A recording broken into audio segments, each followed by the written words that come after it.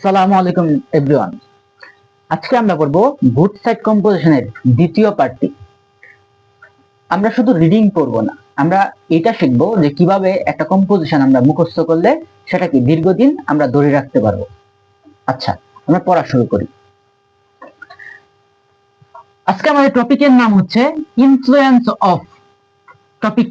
Topic name আমরা আগের ক্লাসে ধরে নিয়েছিলাম এডুকেশন, এখনো কি এডুকেশনই ধরে পড়ব।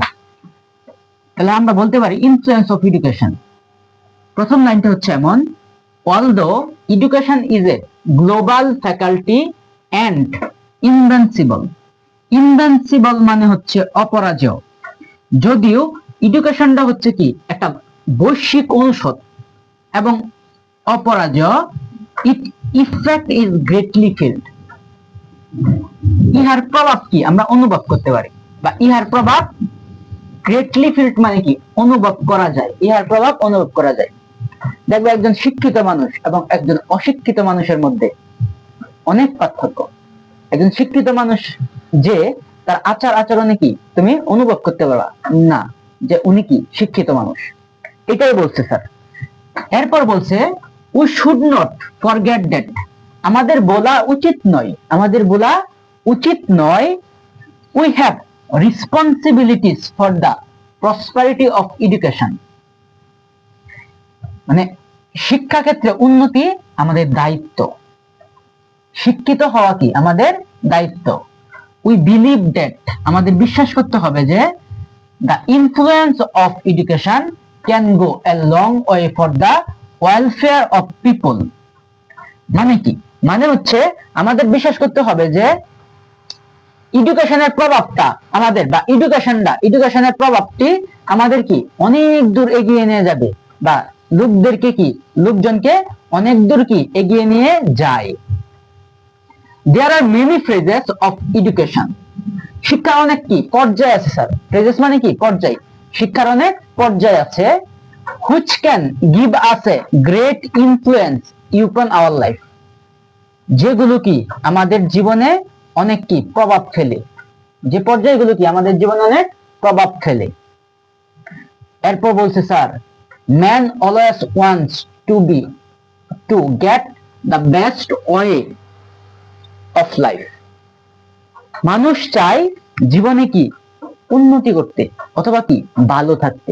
মানুষ চাই, সকল মানুষ আমরা চাই না যে জীবনে উন্নতি করতে অথবা ভালো করতে, এইটাই বলছে মানুষ চায় ভালো করতে। আমার লাইফ, এরপরে কি আচ্ছা এই পর্যন্ত। আওয়ার লাইফ অন আর্থ, পৃথিবীতে আমাদের জীবন has a very short existence. কিন্তু পৃথিবীতে আমাদের জীবন হচ্ছে সংকীর্ণ বা অল্প। বাট কিন্তু there are some ways to make life successful. কিন্তু কিছু উপায় আছে যেগুলোর মাধ্যমে কি আমরা আমাদের জীবনটা কি তাৎপর্যপূর্ণ করতে পারি অথবা কি সফল করতে পারি। এরপর বলছে স্যার, ফর দিস সাকসেস, এই সফলতার জন্য we need to have the blessing of education. তুমি যদি টপিক নেম অন্যটা হয়, we need to have the blessing of truthfulness দিতে পারি আমরা। We need to have the blessing of honesty দিতে পারি আমরা। মানে যে টপিক তোমার আসবে এক্সামে, তুমি খালি কি টপিক নেমটা এখানে বসায় দিবা। ফর দিস সাকসেস, এই সফলতার জন্য we need to have the blessing of কি এডুকেশন। এই সফলতার জন্য আমাদের কি শিক্ষার দরকার, বা শিক্ষায় কি এই সফলতার জন্য শিক্ষা হচ্ছে আশীর্বাদ স্বরূপ।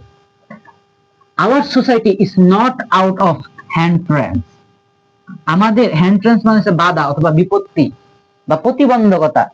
আমাদের সমাজটা কি বাধা অথবা কি প্রতিবন্ধকতার ঊর্ধ্বে নয়। when someone decide to do something, যখন কেউ কোনো কিছু করতে চায়, people hinder them, লোকজন তাকে কি বাধা দেয় অথবা কি পিছনে ধরে রাখে। আচ্ছা, man is social being in the society। মানুষ হচ্ছে সামাজিক জীব। we cannot do whatever he likes। সে যা চায় তা কি করতে পারে না। এরপরে কি টপিক নেম কি হচ্ছে education is a blessing thing. Education একটা কি আশীর্বাদমূলক জিনিস ফর আওয়ার লাইফ, আমাদের জীবনে। উই শুড এনশিওর ইট, আমাদের উচিত এটা নিশ্চিত করা, for the sake of our own welfare, আমাদের নিজেদের ভালোর জন্য। যদি এইভাবে আমরা কি ইনফ্লুয়েন্স অফ এডুকেশন বলো, ইনফ্লুয়েন্স অফ ট্রুথফুলনেস বলো, ইনফ্লুয়েন্স অফ অনেস্টি বলো, influence of women right and dignity বলো, এইভাবে যদি প্রত্যেকটা মানে অংশ বা পার্ট আমরা মুখস্থ করে লিখি, তাহলে আশা করি আমরা প্যারাগ্রাফে লিখি অথবা কি কম্পোজিশনে লিখি, আমরা ওইখান থেকে ফুল মার্কস পাবো। ওকে, আল্লাহ হাফেজ।